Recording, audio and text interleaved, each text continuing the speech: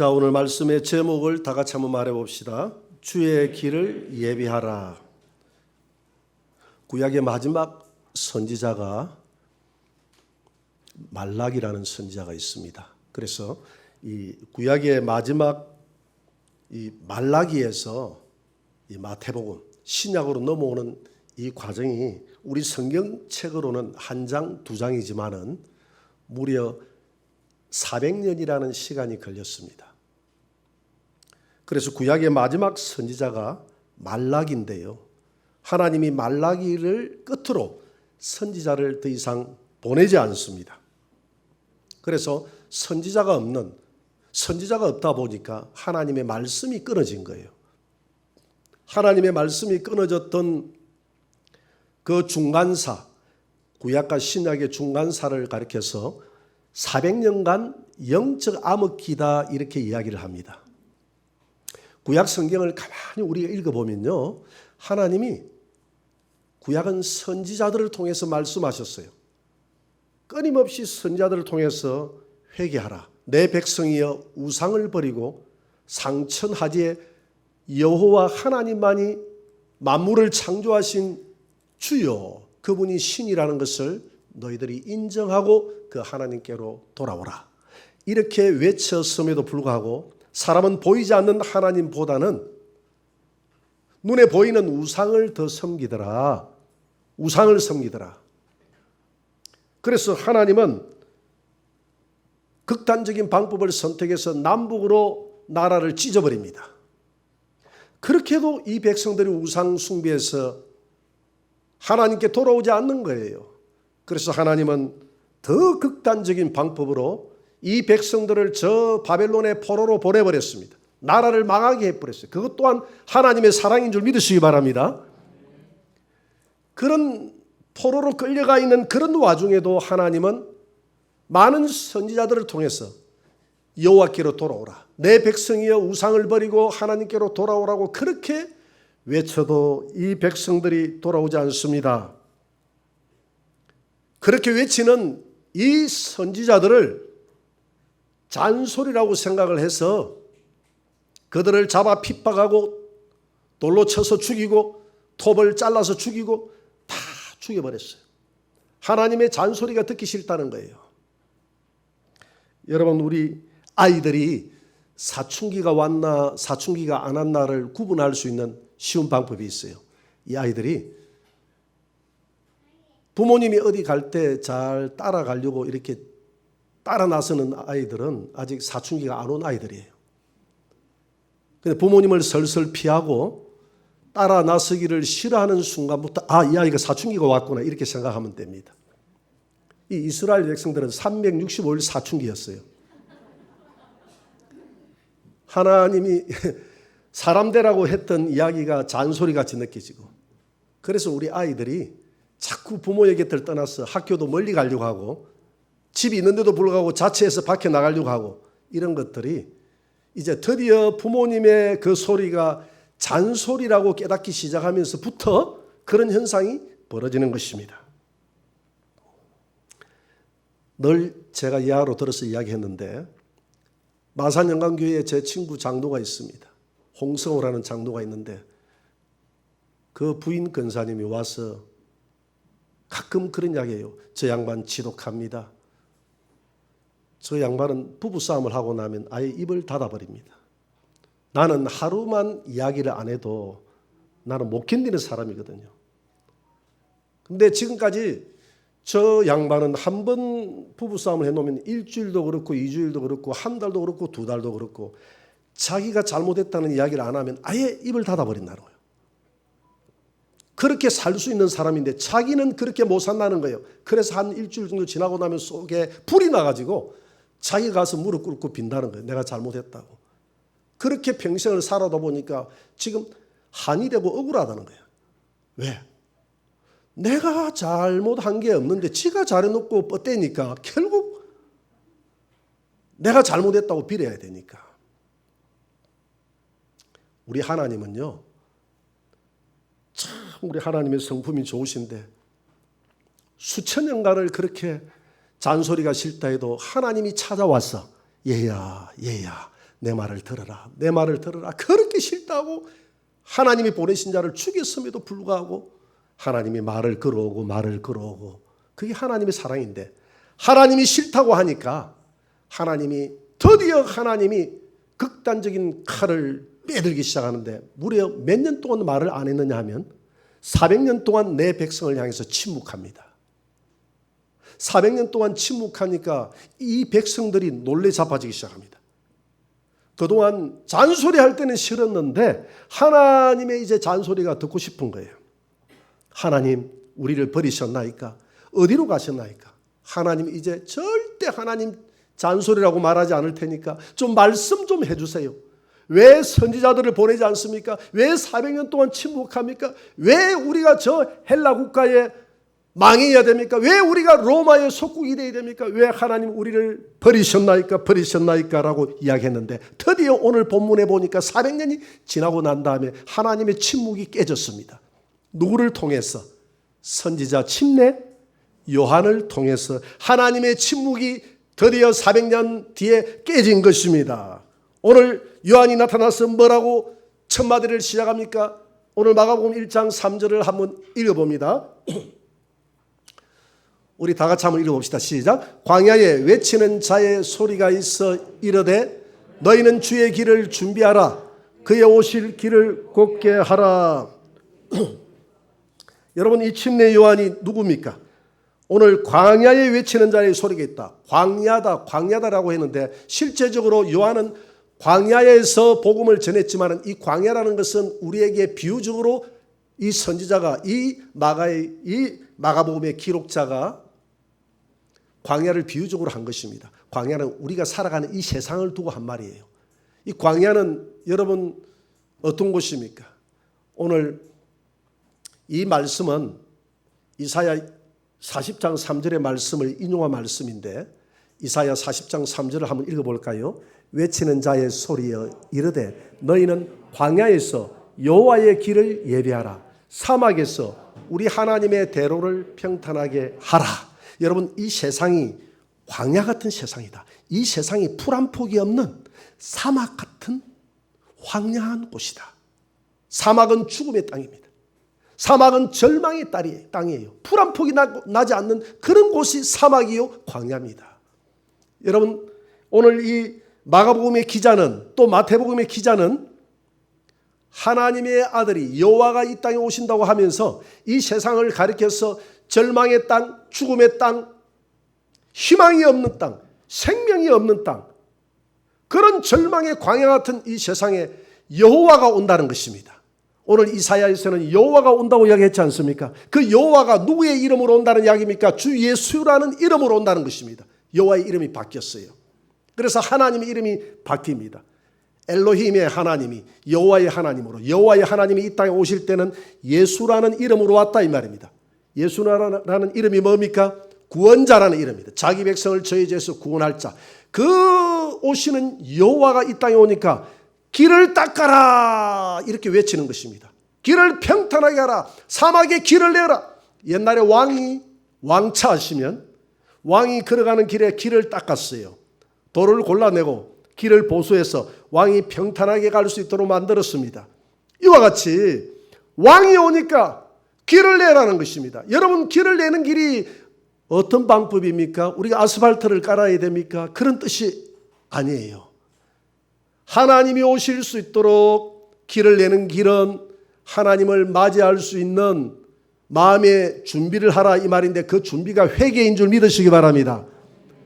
우상을 섬기는 자들은 우상을 버리고, 마음의 탐심과 탐욕으로 가득한 자들은 탐욕을 버리고, 군인들은 받는 요회는 더 이상 받지 말고, 국가의 녹을 먹는 사람은 그 이상 받지 말고, 세리와 창기들은 바른 길을 가고, 형식에 찬 바리새인들은 하나님 앞에 형식과 외식을 버리고, 오직 내가 죄인임을 깨닫고 하나님 앞에 모든 죄를 자백하고 여호와가 이 땅에 올 수 있도록 길을 예비하라. 그것이 회개하는 길이다. 그래서 오늘 침례 요한은 광야에서 회개하라 해서 광야에서 침례를 줬는데, 침례 요한이 줬던 그 침례는 회개의 침례였다. 하나님의 아들이 올 수 있도록 길을 예비하는 침례였음을 믿으시기 바랍니다. 이렇게 외치니까 제사장들과 레위인들이 찾아와서 네가 무슨 권세로 이런 일을 하느냐라고 따졌습니다. 누가 너에게 이런 권세를 줬느냐?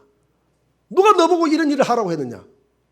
하나님이 우리 같은 제사장을 세웠는데 너가 어찌하여 선지자 노릇을 하느냐? 그렇게 이야기하니까 이 침례 요한이 자기를 이렇게 소개합니다. 요한복음 1장 23절을 한번 봅니다.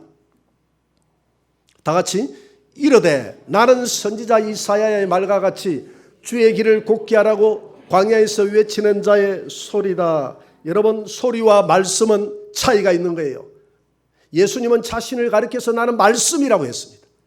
여러분, 말씀은 인격이 있어요. 말씀은 권세가 있습니다. 말씀은 영원한 것입니다. 그러나 소리는 인격도 권세도 영원하지도 않아요. 그냥 우리가 산에 가서 야호하면 메아리가 돼서 점점 퍼지다가 사라져버리는 것이 소리입니다.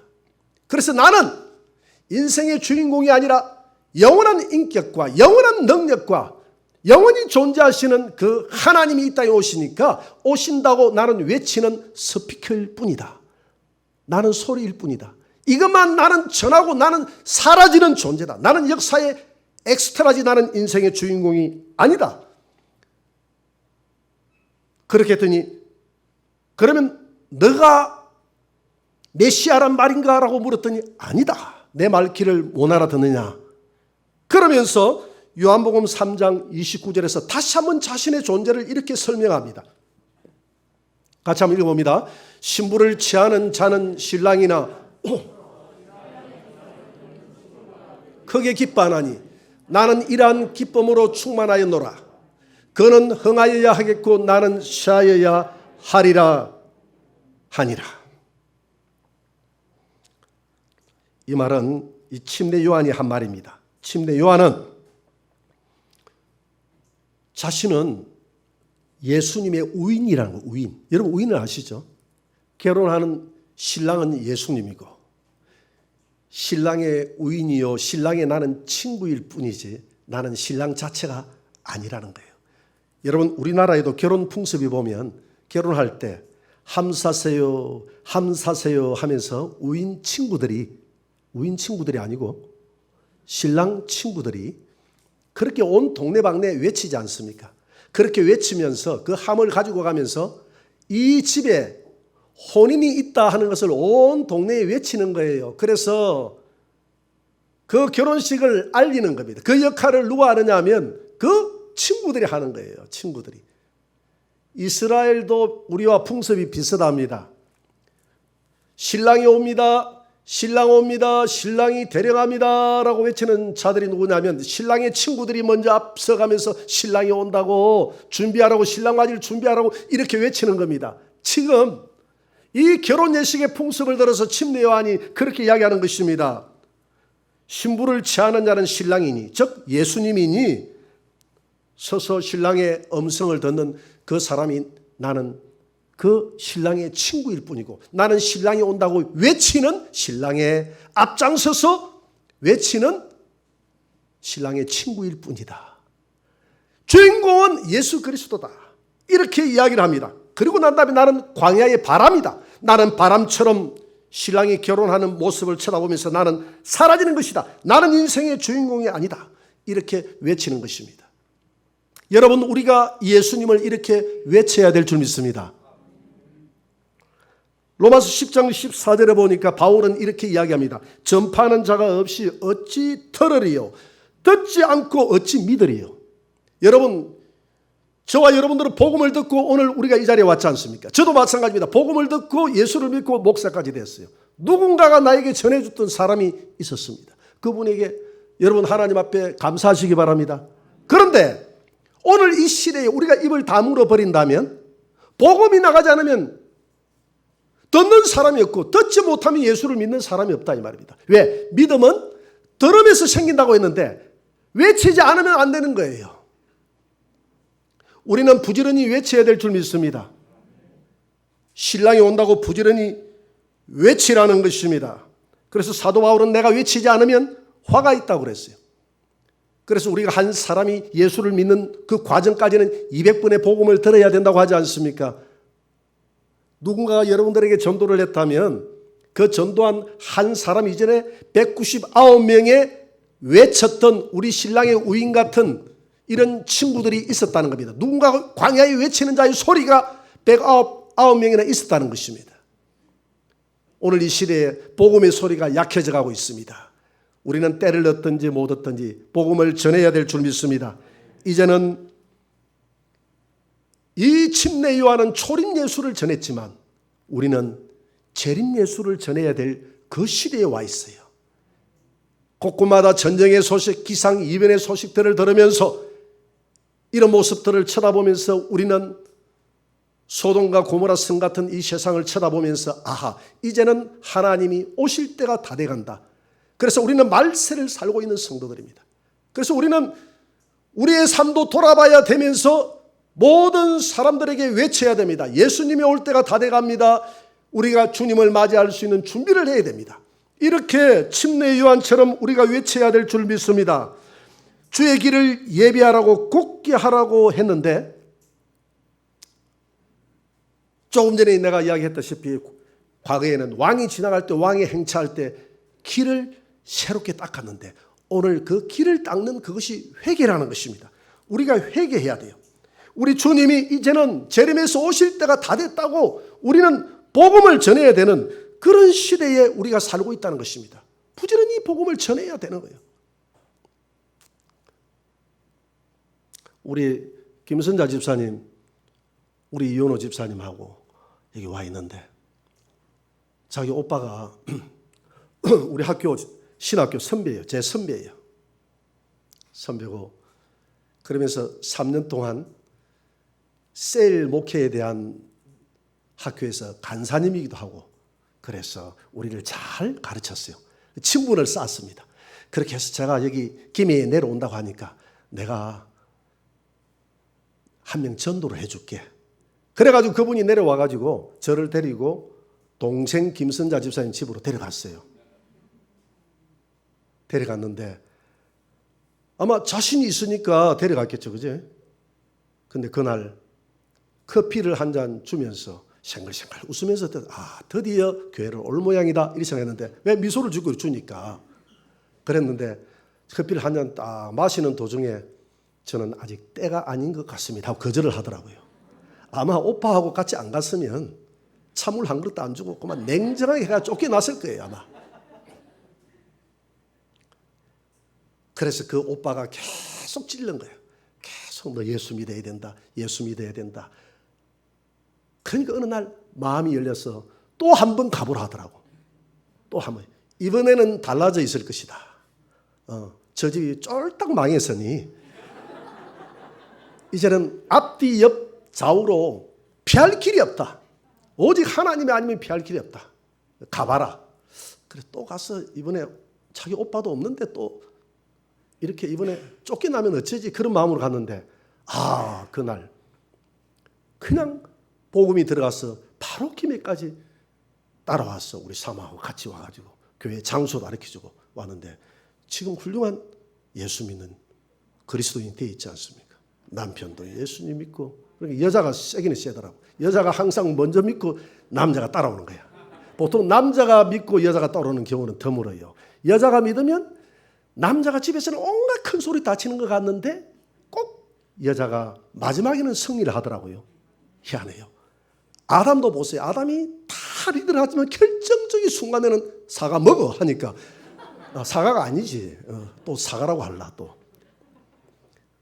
선악과. 너나 먹고 죽어라 이렇게 안 했잖아. 그죠? 그래서 여보 우리 죽어도 같이 죽자 이러니까 다 남자가 어리 있게 같이 먹어주잖아요. 같이 먹어주잖아요. 아담이 몰라서 먹은 게 아니에요. 아내를 위해서 먹어준 겁니다. 믿습니까? 아멘이 적은 것 같는데 아담은 오실자의 표상이라고 했지 않습니까? 아담의 실상이 누구예요? 로마서 5장 14절에 보니까 예수님 아닙니까? 예수님이 몰라서 십자가 졌습니까? 선악과를 막는 게 십자가 지는 것이거든요. 그 예수님이 알고 우리를 위해서 십자가를 진 거예요. 그러니까 아담도 알고 먹어준 겁니다. 믿으시기 여성분들은 믿으시기 바랍니다. 그렇게 복음은 누군가가 계속 전해야 예수 믿는 사람이 생기는 거예요. 예수 믿는 사람이 생기는 겁니다. 우리 아까 박은희 집사님 이야기했는데 우리 박은희 집사님 같은 경우는 김이 있는 모 여 집사님이 목사님 교회에 전도 한 명 해드리겠습니다 해가지고 오늘 박모모 우리 자매님을 식당에서 만나겠으니까 그 외동에 있는 뷔페집인데 그쪽으로 오라고 하더라고. 그래가지고 두 사람이 앉아있는데 딱 앉았더니 이 박은희 집사님 인상이 딱 변하는 거예요. 내가 온다는 소식을 자기는 몰랐어. 그러니까 나를 초대했던 그 여집사님한테 레이저를 막 쏘는 거예요. 눈빛을. 언니가 나를 쏘겠지. 내 전도하려고 목사님 초대했지. 이렇게 탁 따지는 거예요. 그러니까 아니다. 그냥 오늘 목사님하고 식사할 약속도 있는데 같이 이렇게 좋은 이야기도 하고 이렇게 했다. 겨우 달래가지고 그렇게 해가지고 밥을 먹고 밥을 먹는 도중에 복음이 서서히 녹아져서 복음이 들어가기 시작했어요. 할렐루야. 그래서 교회 한번 와보겠다 해가지고 지금까지 와보고 있습니다. 할렐루야. 그러니까 그 밑에 그것도 다 본인이 오니까 신랑도 데리고 오고 그 밑에 애들도 다 데리고 오고 다 오잖아요. 아까 내가 박순자 집사님 이야기를 했는데 우리 박순자 집사님이 외동의 그 동사무소에서 근무를 했는데 교회를 안 오는 거예요. 교회를. 그래서 사모하고 2주에 한 번씩 한 4, 5년은 간 것 같아요. 왜 그렇게 오랫동안 갔냐 하면 처음에 개척교회니까 성도도 없고 성도도 하나도 없잖아요. 그거 안 가면 뭐 어디 갈 데가 있습니까? 성도가 있어야 어디 신방을 하지. 성도도 없고 해서 거기 정기적으로 가는데 가만 보니까 예수를 틀림없이 믿을 것 같은 내가 그 마음의 중심을 봤어요. 하나님의 마음밭이 있어요. 마음밭이. 그래서 한 4, 5년 동안을 가가지고 말도 안 하고 가면 그 자판기가 있어서 자판기에서 항상 커피를 먹든지 안 먹든지 마시든지 빼주고 음료수를 마시든지 안 마시든지 빼주고 그냥 바쁘니까 갖다주고 오고 이렇게 했더니 한 4, 5년 지나고 난 다음에 목사님 제가 졌습니다. 이번 주 내가 교회 나갈게요. 그렇게 해가지고 교회 나와서 성경 공부를 했는데 이랬다는 거예요. 우리 사모 보고. 사모님 이렇게 좋은 예수님을 왜 진작 좀 안 가르쳐 주시고 앞에 동사무소 다닐 때 활발하 가르쳐 주려고 이렇게 했는데도 안 듣더니 이제 예수를 믿고 나니까 너무 좋으니까 왜 진작 좀 안 가르쳐 주시고 이렇게 했거든요. 여러분 우리가 이렇게 누군가가 전하지 않으면 예수를 믿는 사람도 없다 이 말입니다. 처음에 전할 때는 좋아하는 사람이 별로 없어요. 명절에 가가지고 집안 형제들끼리 모여가지고 하하 호호 하고 또 하투치기도 하고 뭐 하는데 얘들아 하투치기 그만두고 이제 내 이야기를 들어봐라. 그거는 썩어지는 것이야. 영원한 생명이 있어. 그 생명이 예수님이란다. 그렇게 여러분들이 복음을 전하면 제발 좀 그만 입 좀 다물고 이런 자리에서 그런 이야기는 하지 마시고 이렇게 다 하잖아요. 우리 하투치기 그만할 테니까 들어보세요. 들어보겠습니다. 이렇게 하는 분이 있습니까?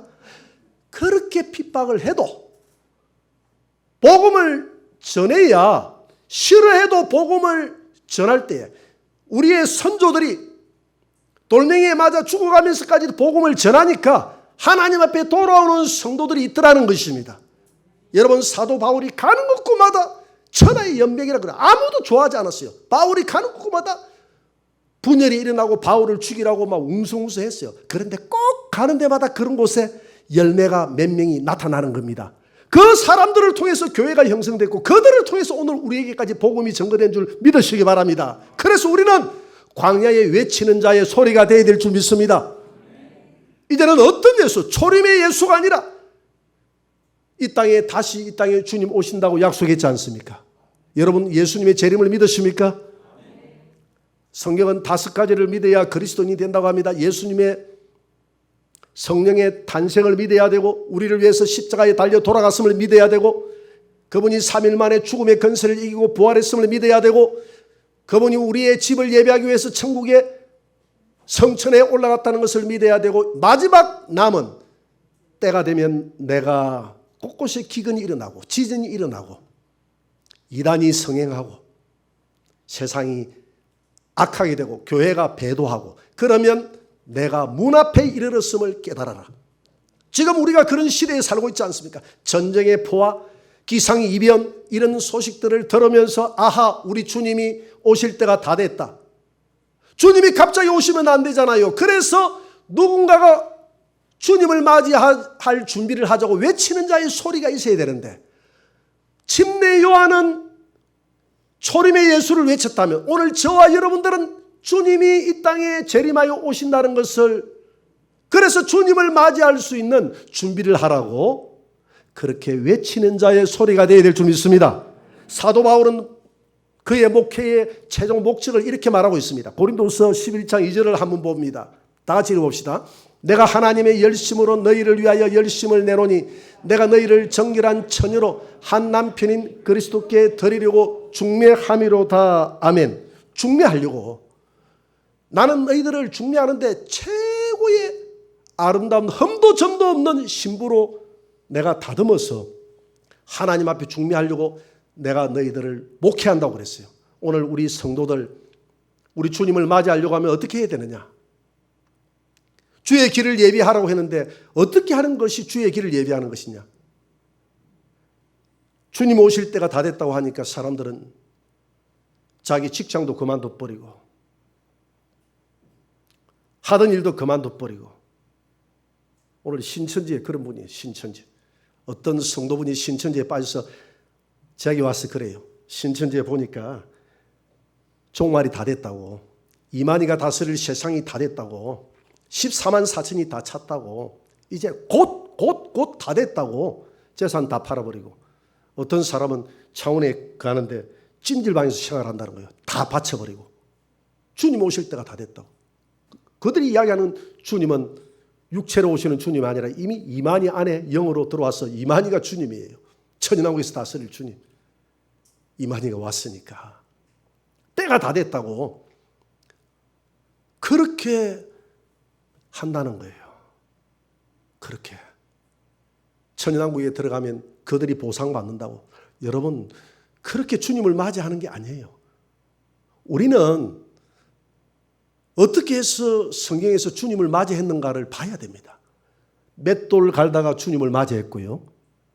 밥 매다가 주님을 맞이했고 이 말은 무슨 말입니까? 밥 맨다는 것은 내 하나님의 교회에서 최선을 다해서 맡은 사명 감당하다가 주님을 맞이하고 맷돌 갈다가 한 것은 최선을 다해서 사명 감당하다가 주님을 맞이하는 것이지 모든 것 다 팔아버리고 산속에 들어가서 우리 주님 맞이한다고 그렇게 기도만 하고 있는다고 해서 그건 주님을 맞이하는 방법이 아니에요. 그건 극단적인 종말론이에요. 잘못된 거예요.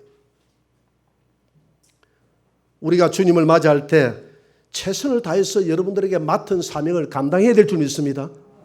그래서 구역장은 구역 식구들을 잘 돌보는 거예요. 사도 바울처럼 내가 이 구역 식구들을 정결한 신부로 주님 앞에 내가 중매한다는 마음으로 목회를 해야 되는 것입니다. 학생들을 가르치고 아이들을 가르치는 선생님은 주님 오실 때 회개한다고 그랬잖아요. 회개하기 때문에 그날 악하다는 이야기를 듣지 않으려고 이 아이들을 생명을 다해서 이 아이들을 돌봐야 되는 것입니다. 오늘 예배 드리는 여러분들도 이 예배도 내가 할 수 있는 작은 충성이에요. 하나님은 절대 큰 일을 하라고 말하지 않았습니다. 작은 일에 충성하라고 그랬어요. 주님 오실 때 작은 일에 충성하시기 바랍니다. 주님 오신다고 산에 들어가서 그렇게 모든 것 다 팔아버리고 주님을 맞이하는 것은 이건 신부가 신랑 맞이하려고 매일 화장하는 것 같아요. 화장을 매일 화장만 하고 있으면 화장독이 올라서 얼굴이 퉁퉁 불어가지고 신랑이 신부를 못 알아봅니다. 그렇게 하면 안 돼요. 열심히 현장에서 주님의 사명을 감당해야 될 줄 믿습니다. 그래서 사도 바울은 왜 이렇게 내가 정결한 처녀로 만들기 위해서 내가 혼신의 힘을 다해서 내가 봉사하느냐 이렇게 목회하느냐. 주님이 오실 때에 행한 대로 갚아줄 것이다. 할렐루야. 그래서 예수님도 그랬지 않습니까? 보라 내가 줄 상이 내게 있어 내가 속히 가리니 행한 대로 내가 갚아주리라. 중매를 잘하고 중매를 잘한다는 것은 자기 맡은 사명을 잘 감당해서 내 아이들, 내 구역 식구들, 내가 전도에서 돌봤던 사람 이런 사람을 정결한 신부로 예수님에게 중매를 하게 되면 그 중매값을 받는 거예요. 제가 학교 다닐 때 중매를 해가 중매값을 받았다고 했지 않습니까? 그죠?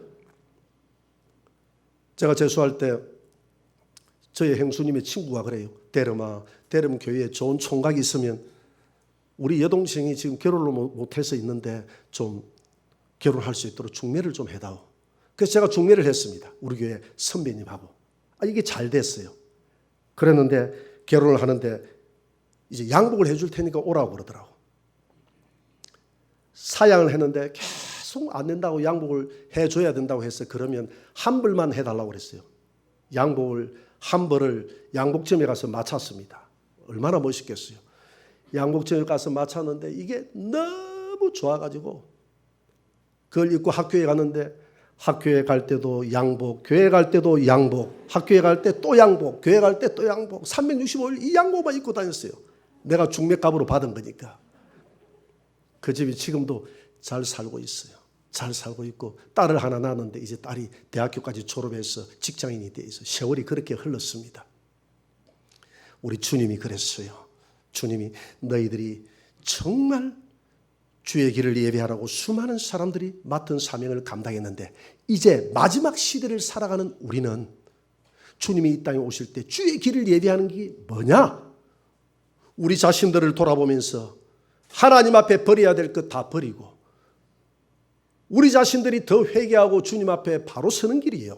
또한 내가 맡은 사명에 충성을 다해서 우리 주님 오실 때에 내가 맡고 있는 이들을 주님 앞에 정결한 신부로 내가 중매하려 한다라는 이런 마음으로 여러분들이 헌신 다할 때에 주님이 여러분들의 헌신을 받으시고 그것이 바로 주의 길을 예배하는 길인 줄 믿으시기 바랍니다. 그래서 오늘 우리는 침례장에 갈 것입니다.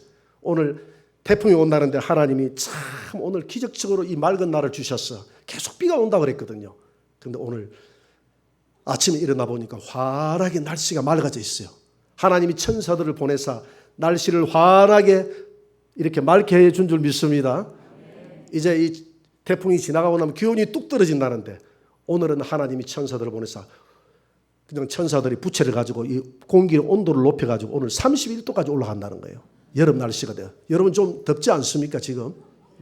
그래서 물에 퐁당 들어가기에 너무 좋은 날씨예요. 오늘 이렇게 하나님이 만들어 주셨어요. 그래서 그 자리에서 우리는 결단해야 되는 것입니다. 어떤 결단? 주여, 물에 들어가서 침례를 받는 사람은 물에 들어가는 순간 오 주여, 주님이 이렇게 나 때문에 물에 들어갔나이까. 어떤 사람은 물에 대한 공포가 있다고 그러는데 여러분 그 공포를 스스로 좀 느껴야 돼요. 여러분 죽음이 공포 아닙니까? 주님이 죽음의 순간에 이 잔을 좀 옮기면 되지 않나요? 라고 말할 정도로 주님이 그 공포를 느끼면서 십자가를 짊어졌던 그 주님. 그래서 죽음의 공포에 우리 주님이 들어가서 죽음을 잡은 거예요. 죽음을 정복한 것입니다. 그것을 내 물에 들어가는 순간에 주님께서 이렇게 십자가를, 이렇게 두려움의 십자가를 나를 위해서 짊어졌구나 하는 것을 느껴야 되는 거예요. 주여, 주님이 느꼈던 그 공포를 느끼면서 함께 물에 들어가서 내가 죽었나이다. 물에 올라오는 순간에 얼마나 기쁩니까? 살았다. 그때 내가 살았다가 아니라 새 생명으로 내가 주님이 나를 일으키셨습니다. 할렐루야. 그것으로 끝나는 것이 아니라 남은 생에 새 생명 가운데 살게 하려 함이라. 이제 남은 생애 동안 오늘 광야에서 외쳤던 우리 침례 요한처럼 주님이 오시는 그 순간까지 주의 길을 예비하라고 오늘 잘못 살아가는 모든 사람들에게 우상을 버리고 하나님 앞에 돌아오라고 외치는 그런 외치는 자의 광야의 소리가 되겠다고 여러분 결단하는 그런 침례 현장이 되기를 주의 이름으로 축원합니다.